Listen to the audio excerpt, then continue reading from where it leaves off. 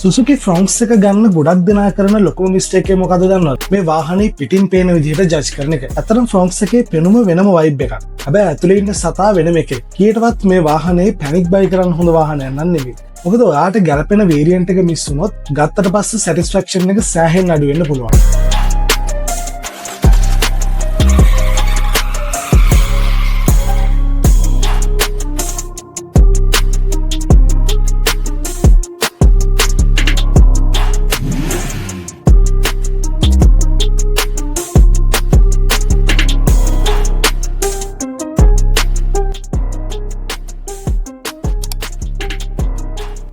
මේක පාරේ යනකොට මිනි SUV එකක් වගේ පේනවා. තව කෙනෙක්ට ස්පෝර්ටි ක්‍රොස්ஓවර් එකක් වගේත්, තව කෙනෙක්ට බැලනෝ එකට ටෆ් ලුක් එකක් දීලා හදපු version එකක් වගේත් පේන්න පුළුවන්. ඇත්තටම ওই තුනේම පොඩි අත්තක් තියෙනවා. එකයි ෆ්‍රොන්ක්ස් එක ඉන්ටරෙස්ටිං වෙන්නේ, කන්ෆියුසිං වෙන්නේ. එහෙනම් අද අපි මේ වාහනේ කතන්දරේ මොකද්ද කියලා ඇනේටම ගලවලා බලමු. ඔයාලා දන්නවා මම සාමාන්‍යයෙන් බ්‍රෝච් එකේ ස්පෙක්ස් ටික කියවලා හොඳයි ලස්සනයි කියලා ඉවර කරන කෙනෙක් නෙවෙයි.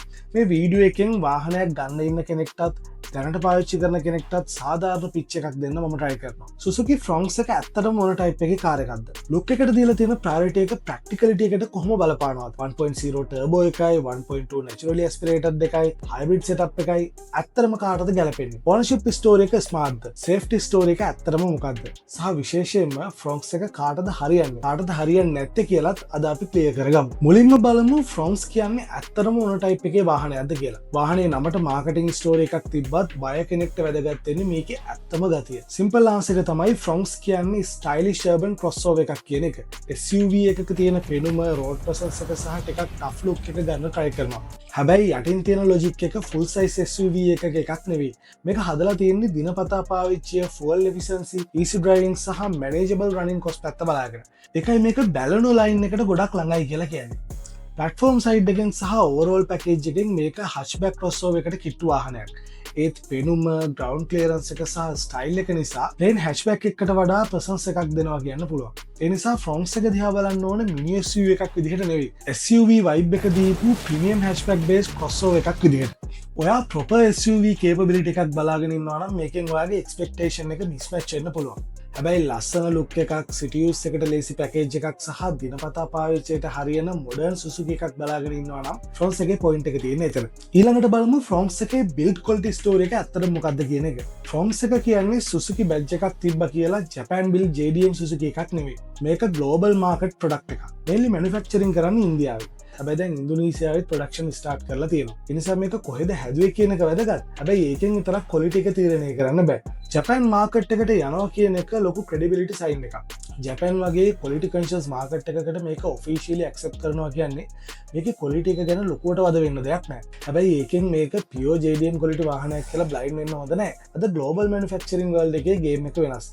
ක්වොලිටි එක තීරණය වෙන්නේ බිල්ඩ් කන්ට්‍රි එකෙන් විතරක් නෙවෙයි. Brand standard, plant QC, supplier quality, target market, price point මේ ඔක්කොම බලන්න ඕන. සරලව කිව්වොත් ඉන්දියා බිල්ඩ් කියලා ඩිස්මිස් කරන්නත් එපා. ජපාන් මාකට් එකට යනවා කියලා මිතිකල් JDM ක්වොලිටි එක්ස්පෙක්ට් කරන්නත් එපා. එක්ස්පෙක්ටේෂන් එක හරි තැන තියාගන්න.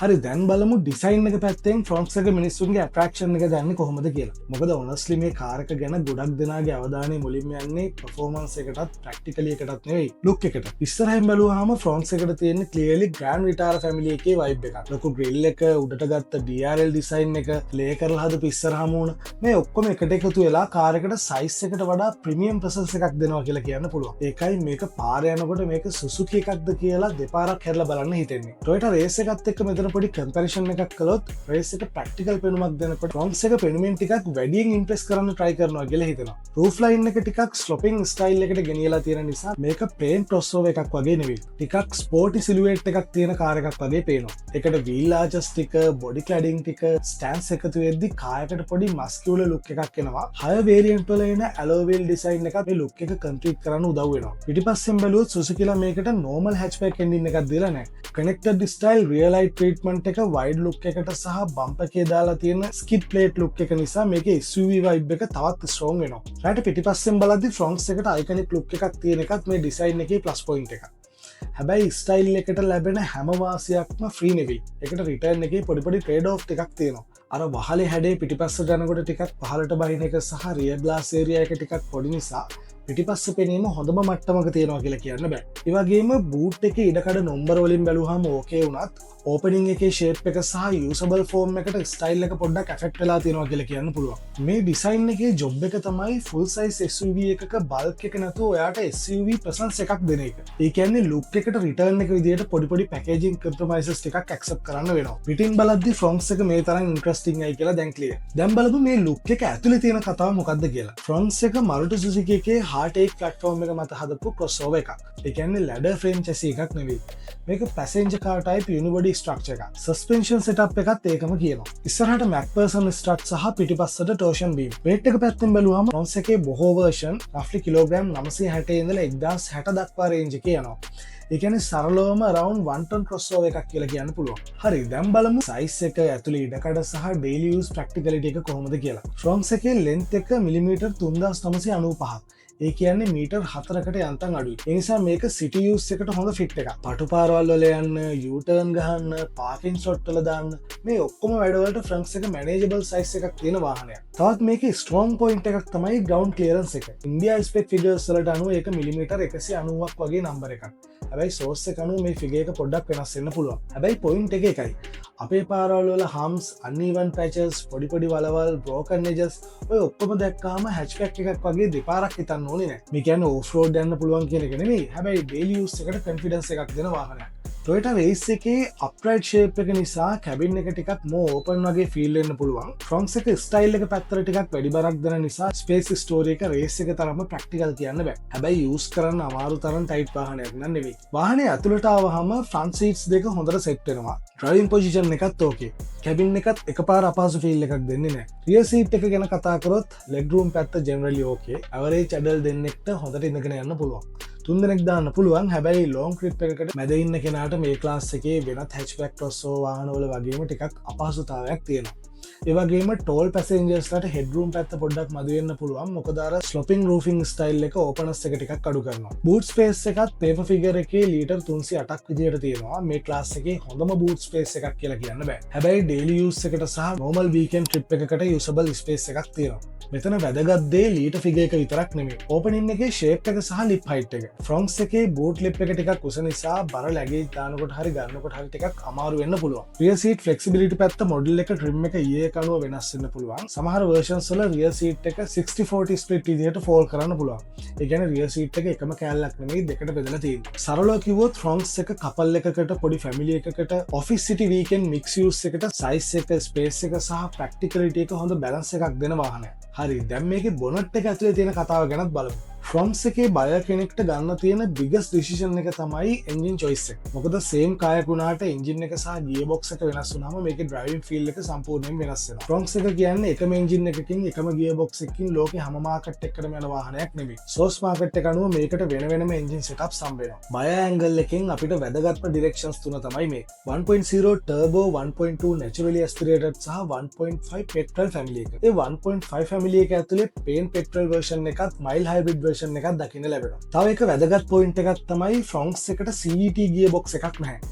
ඒක එක පැත්තකින් ප්ලස් පොයින්ට් එකක් කියන්න පුළුවන්. මේන්ලි අපිට මේ වාහනේ gear system 4ක් දකින්න පුළුවන්. manual, automated manual transmission, 4-speed torque converter automatic සහ 6-speed torque converter automatic වගේ setups.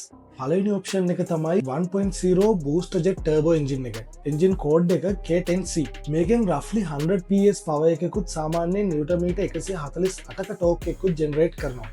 මේ engine එකේ main attraction එක numbers විතරක්ම නෙමෙයි. mid range punch එක. overtake කරන්න ඕන වෙලාවට, අස්සක් අල්ලලා රින්නන්න ඕන වෙලාවට turbo එක clearly more effortless feel එකක් දෙනවා. fronts එකේ premium දෙන sporty ගතිය drive කරනකොට තියාගෙන යන්නේ මේ engine එක කියලා තමයි මට personally හිතෙන්නේ. මේ turbo engine එකට සාමාන්‍යයෙන් 5 speed manual gearbox එකකුත් 6 speed torque converter automatic gearbox එකකුත් දකින්න ලැබෙනවා. manual එක control කැමති අයට, 6 speed automatic එක soft and relax experience එකක් බලාපොරොත්තු වෙන අයට මේක conventional torque converter automatic එකක්. දෙවැනි common option එක තමයි 1.2 liter naturally aspirated dual jet engine එක. engine code එක තමයි K12N. මේකේ power එක roughly PS 90ක් වගේ වෙනවා.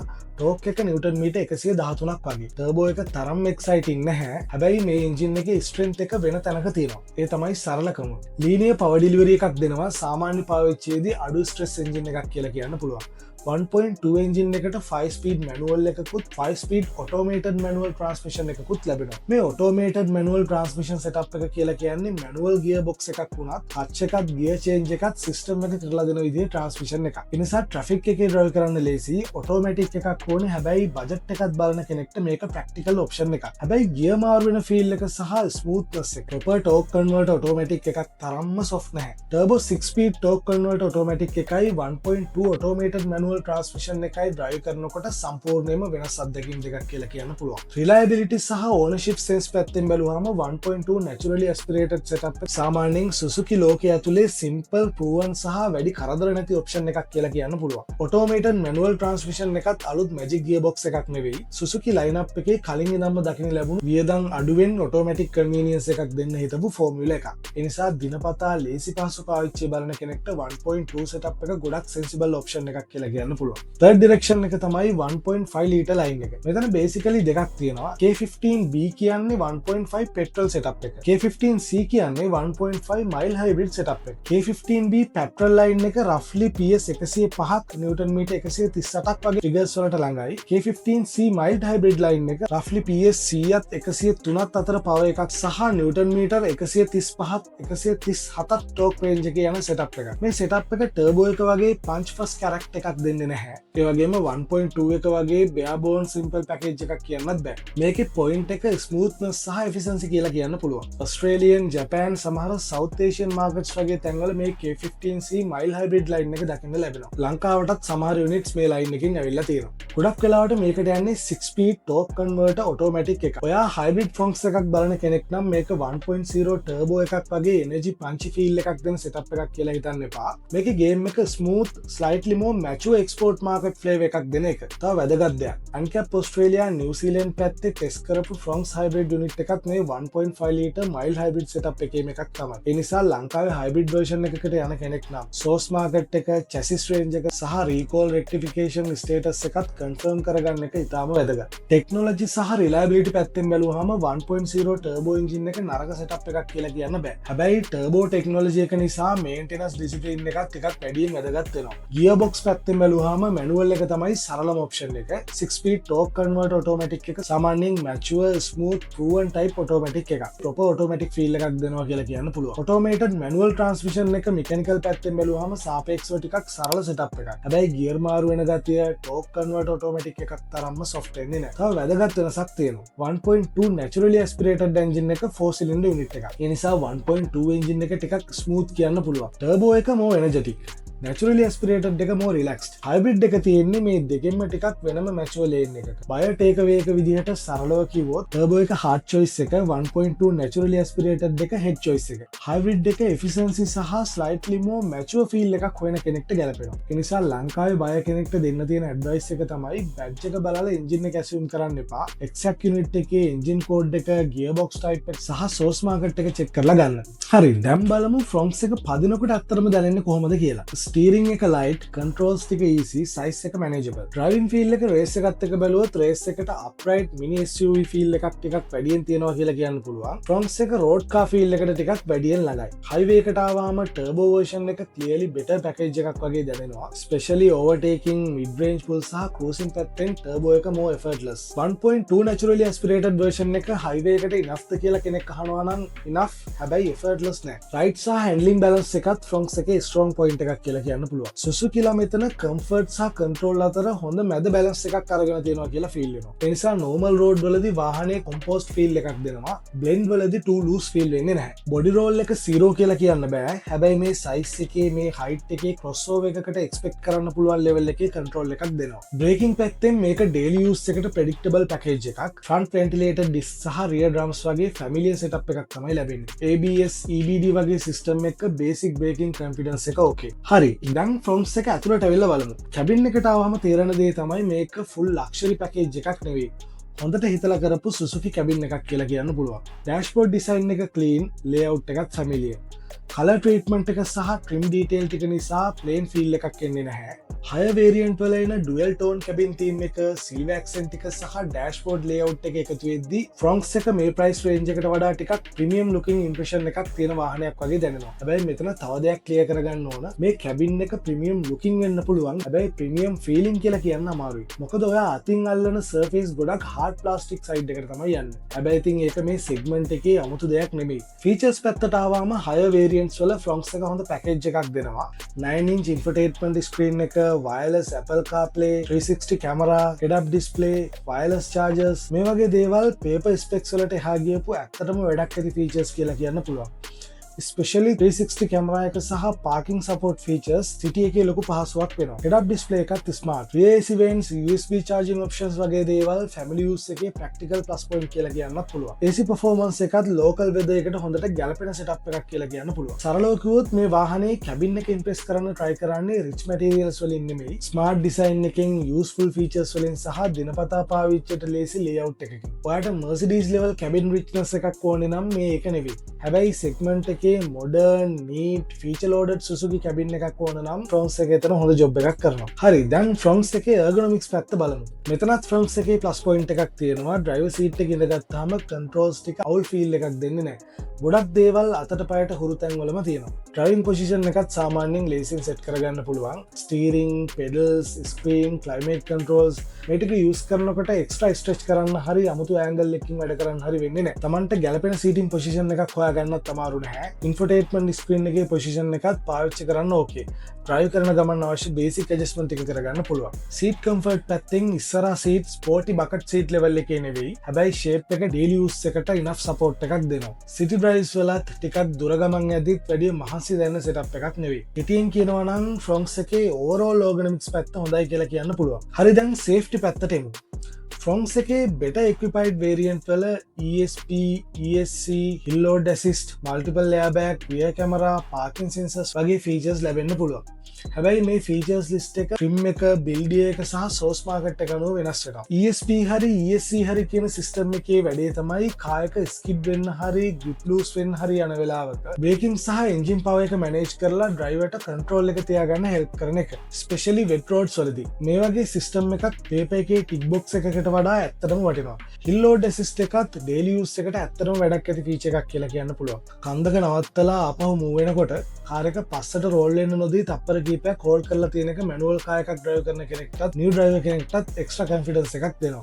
airbags පැත්තෙන් better equipped versions වල front, side, curtain airbags දක්වා ලැබෙන්න පුළුවන්. හැබැයි මෙතන important lesson එකක් තියෙනවා. paper එකේ airbags, ESP, hill hold වගේ features තිබ්බ කියලා safety story එක එතනින් ඉවර වෙන්නේ නැහැ. safety features list එකයි real world crash performance එකයි දෙකක්. මොකද on paper features ටික තිබුණත් tested market spec vehicle එකේ crash performance එක ගැන serious questions මතුවුණා. ඒ නිසා front safety story එක බලනකොට exact variant එකේ safety kit එකත් බලන්න. ඒ වගේම tested market spec results සහ official update එකත් cross check කරන්න. දැන් අපි Fronx එකේ safety story එකේ අමාරුම කොටසට එමු. Fronx එක ගැන ලොකුම කතා බහක් ඇති වුණේ ANCAP Australia New Zealand testing එකෙන්. එයාලා test කරපු Australia New Zealand spec Fronx hybrid model එකට 1 star rating එකක් තමයි ලැබුණේ. ගොඩ දෙනෙක් දන්නේ මේක seat belt issue එකක් හින්දා වුණා කියලා. හැබැයි ඒක එහෙමම නෙවෙයි. ANCAP එක කියන විදිහට overall crash protection එක adult side එකත් child side එකත් weak. full with frontal test එකේ child occupant scoring එකත් serious concern level එකකට ගියා කියලා ANCAP එක point out කරලා තියෙනවා. ඒ අතර separate serious issue එකක් හඳුනාගෙනත් තියෙනවා. full with frontal test එකේ rear seat belt retractor එක fail වෙලා seat belt එක release වෙලා පිටිපස්සේ ඩමි එක ඉස්සරහා සීට් එකේ පිටිපස්සේ වැදිලා තියෙනවා. ANCAP එක මේක rare and serious issue එකක් කියලා directly කියලා තියෙනවා. ඒකයි course එක හොයාගෙන fix කරනකම් rear seat එකේ passengers ලා යවන්න එපා කියලා warning එකක් දීලා තියෙනවා. Suzuki පැත්තෙන් බැලුවම එයාලා issue එක ප්‍රතික්ෂේප කරලා නැහැ. ANCAP finding එක acknowledge කරලා investigation එකක් start කරලා potentially affected wind range එක identify කරලා recall එකකුත් announce කරලා තියෙනවා. Suzuki ලා කියන විදිහට suspected problem එක rear seat belt එකේ retractor mechanism එකේ තමයි තියෙන්නේ. තව මෙතන viewers ලා confuse වෙන තැනක් තියෙනවා. වෙනත් regional testing වල Fronx එකට strong result දකින්න ලැබෙනවා.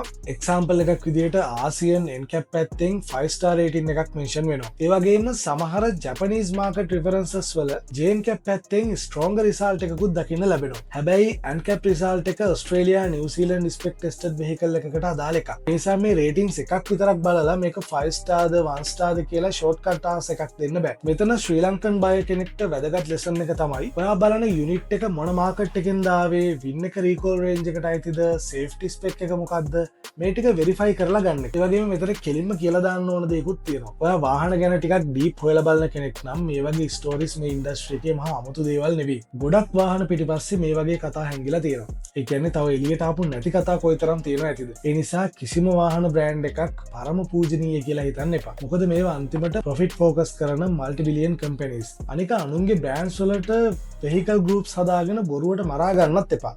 හරි, දැන් බලමු ෆ්‍රොන්ක්ස් එක පාවිච්චි කරගෙන යනකොට ෆුවල් ඉකොනොමි ස්ටෝරි එක කොහොමද කියලා.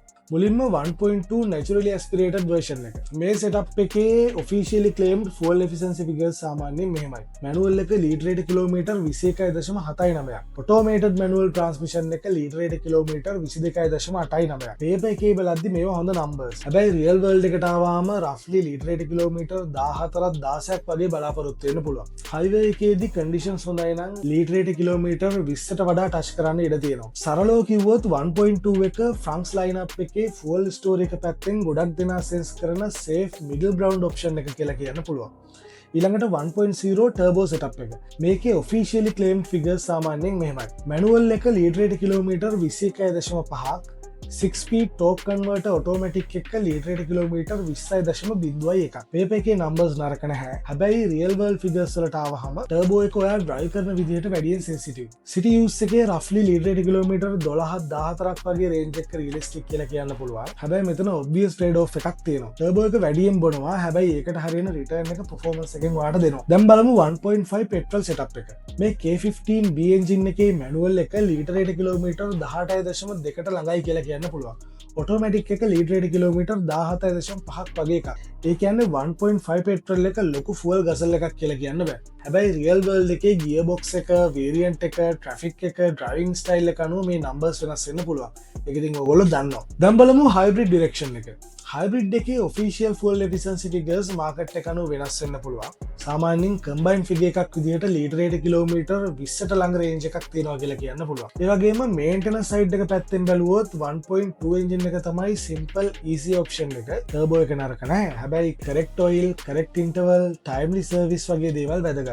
හයිබ්‍රිඩ් එකට ගියොත් සර්විස් හිස්ටරි එක, බැටරි, ඉලෙක්ට්‍රිකල් සපෝට් ස්ටෝරි එක, සෝස් මාකට් එක සහ රීකෝල් ස්ටේටස් එකක් චෙක් කරලා ගන්න එක තමයි වැදගත්ම දේ. පාර්ට්ස් පැත්තට ආවම Suzuki advantage එක මෙතනක් තියෙනවා. basic service items සහ running parts හොයාගන්න ලේසි. හැබැයි body panels, light, trim parts, electronic parts, source market එක අනුව ටිකක් මිල වැඩි වෙන්න පුළුවන්. resale පැත්තෙන් බලද්දී Suzuki badge එක ලංකාවේ generally plus point එකක්. හරි, දැන් long term ownership පැත්තත් කොහොමද කියලා පොඩ්ඩක් බලමු. owners feedback පැත්තෙන් බලද්දී Fronx එකේ ලොකු mechanical horror stories වගේ දෙයක් තාම ලොකු scale එකකින් දකින්න ලැබෙන්නේ නැහැ. ඒක good sign එකක්. හැබැයි complaints ඇත්තෙම නැද්ද? නෑ, complaints තියෙනවා. ඒත් ඒවා ගොඩක් වෙලාවට major mechanical failures නෙමෙයි. වැඩියෙන්ම අහන්න ලැබෙන්නේ polish එක, MVH එක සහ cabin engine feel එක වගේ දේවල්. සමහර owners ලාගේ එක complaint එකක් තමයි කාලයක් යනකොට cabin එකේ hard plastic panel වලින් පොඩි ශබ්ද බද්ද එනවා කියන එක. විශේෂයෙන්ම rough roads වල නිතර යන වාහනවල මේ වගේ sound issues ටිකක් එන්න ඉඩ තියෙනවා. තව කෙනෙක් කියන දෙයක් තමයි එළිය road noise එක හරි tire noise එක හරි speed එක වැඩි වෙද්දි ටිකක් cabin එකට ඇහෙනවා කියන එක. Fronx එකත් ඉතාම ඉහළ sound insulation එකක් තියෙන වාහනයක් නෙමෙයි. මේ කම්ප්ලේන් එක රේස් එකටත් යම්තාක් දුරකට තියෙනවා. ඒ වගේම සමහර යුනිට් වල අයිඩල් එකේදී හරි low speed pull එකේදී හරි පොඩි vibration feel එකක් දැනෙනවා කියලා සමහර owners ලා කම්ප්ලේන් කරනවා. මේ issue එක 4 cylinder engine model වල නම් දකින්න ලැබෙන්නේ නැහැ. සාමාන්‍යයෙන් 3 cylinder engine type එකේ ටිකක් දකින්න පුළුවන්. හැබැයි මේ complaints තුනම Fronx එකට විතරක් අදාළ විශේෂ ප්‍රශ්න නෙමෙයි. මේ price range එකේ මේ segment එකේ hard plastic heavy cabins තියෙන crossover hatchback 3 cylinder වාහනවල සාමාන්‍ය දේවල්. overall දැනට අහන්න ලැබෙන feedback අනුව Fronx එක මේ වෙනකන් කාගේවත් ලොකට බැනුම් අහන වාහනයක් නෙමෙයි. market position එක බැලුවාම Fronx එකේ place එක තවත් clear වෙනවා. මොකද මේකට alternatives කීපයක්ම තියෙනවා. ඒ alternatives එක්ක compare කරද්දි තමයි Fronx එකේ ඇත්තම තත්ත්වය හොඳට තේරෙන්නේ. Kia Sonet, Hyundai Venue වගේ option වල cabin richness, features, overall premium feel පැත්තෙන් Fronx එකට වඩා ටිකක් strong වෙන්න පුළුවන්. හැබැයි Fronx එක counter කරන්නේ lighter feel එකෙන් better efficiency පැත්තෙන් සහ Suzuki style easy ownership story එකෙන්. තව මෙතනදී mention කරන්න ඕන එකක් තියෙනවා. ඒ තමයි Toyota Urban Cruiser Taste එක. මේක Fronx එකේ rival එකක් නෙමෙයි, base basically ෆ්‍රොන්ක්ස් ස්ටෝරිය එකට ටොයටා බැජ් එකක් දාපු ප්ලෝස් කසින් එකක්. ඒ නිසා ටේස එකත් ෆ්‍රොන්ක්ස් එකත් කම්පෙයාර් කරනකොට ඕවරෝල් පැකේජ් එක, ෂේප් එක සහ ෆෝමියුලා එක ගොඩක් දුරට එකම ලයින් එකේ යනවා. එතකොට ඩිසිෂන් එකට වැටෙන්නේ performance හරි ස්පේස් හරි වෙනසක් මත නෙමෙයි. brand preference, availability variant, pricing, after sale convenience වගේ දේවල්. හරි, දැන් ෆ්‍රොන්ක්ස් එකේ trim story එක ක්ලියර් කරමු. මෙතන මම කතා කරන්නේ mainly India spec trim lineup එක බේස් කරලා. Sigma, Delta, Delta Plus, Zeta සහ Alpha. ලංකාවට එන source market එක අනුව trim names සහ features වෙනස් වෙන්න පුළුවන්. ඒ නිසා exact unit එක check කරලා ගන්න එක වැදගත්. මුලින්ම Sigma. මේක තමයි entry level Fronx එක. ඒ කියන්නේ Fronx එකේ look එක සහ basic package එක lowest possible budget එකට ගන්න තියෙන version එක. Essential stuff තියෙනවා. හැබැයි wow factor features වැඩි නැහැ. මම Sigma එක දිහා බලන්නේ shape එකට ආසයි. හැබැයි unnecessary extras ඕනේ නැහැ කියන බය කෙනෙක්ගේ variant එකක් විදියට. ඊළඟට Delta සහ Delta Plus. මෙතන තමයි ෆ්‍රොන්ක්ස් එක value for money පැත්තට එන්න පටන් ගන්න. දිනපතා පාවිච්චියට ඇත්තටම වැඩක් ඇති features ටික මෙතනදී add වෙනවා. Infotainment, steering controls, mirror convenience, alloy වගේ දේවල් trim එක අනුව ලැබෙන්න පුළුවන්. ඒ නිසා budget එකයි features ටිකයි balance කරන්න හදන කෙනෙක්ට මේ middle variant එක usually sweet spot එක වෙන්න ඉඩ තියෙනවා. Zeta එකට ආවහම ෆ්‍රොන්ක්ස් එකේ පොඩ්ඩක් more complete package එකක් වගේ feel වෙන්න පටන් ගන්නවා. Better convenience features, extra safety kit, rear camera, push start, wireless charging වගේ දේවල් මෙතරදී එකතු වෙනවා. නමුත් trim එක සහ ඒක අනුව මේවා අඩු වැඩි වෙන්න පුළුවන්. Alpha එක තමයි top spec variant එක. Big screen, 360 camera, head up display, cruise control, connected car type features. Basically Fronx එකේ gadget story එක complete කරන්නේ මේ trim එක. ඔයා Fronx එක design එකට විතරක් නෙමෙයි, showroom wow factor එකත් එක්කම ගන්නවා නම් Alpha එක තමයි ඒක. හැබැයි මේකත් මතක තියාගන්න. top variant එක හැම වෙලේම best buy එක වෙන්නේ නැහැ. සමහර අයට Sigma 2 basic, Alpha 2 expensive. real smart buy එක middle variant වල තියෙන්න පුළුවන්. ඒ නිසා Fronx එකක් ගන්නකොට trim එක තෝරන්න ඕනේ brooch එක බලලා නෙමෙයි. ඔයාට ඇත්තටම ඕන ෆීචර්ස් මොනවද කියලා බලන්න. හරි, අවසානයේ ඔයාට පොඩි වැඩක් තියෙනවා. මේකට මට අවංක උත්තරයක් ඕන. ඔයාට chance එකක් ලැබෙනවා Toyota Race එකයි Suzuki Fronx එකයි අතරින් කැමති වාහනයක් නොමිලේ ගෙදර අරගෙන යන්න. හැබැයි රූල් එක මේකයි. ඔයාගේ ෆේවරිට් බ්‍රෑන්ඩ් එක තෝරගත්තොත් ඒකේ බේස් trim එක විතරයි ඔයාට ලැබෙන්නේ. හැබැයි second option එකට ගියොත් ඒ බ්‍රෑන්ඩ් එකේ ඔයා කැමතිම trim එක තෝරගන්න opportunity එක ලැබෙනවා. එහෙනම් ඔයා තෝරගන්නේ මොකද්ද කියලා comment එකක් දාන්න. ඒකට හේතුව මොකද්ද කියලාත් අනිවාර්යයෙන්ම කියන්න. තවත් මේ වගේ in-depth breakdowns බලන්න channel එක subscribe කරන්න. එහෙනම් ගිහිල්ලා එන්නම් හැමෝටම ජය වේවා.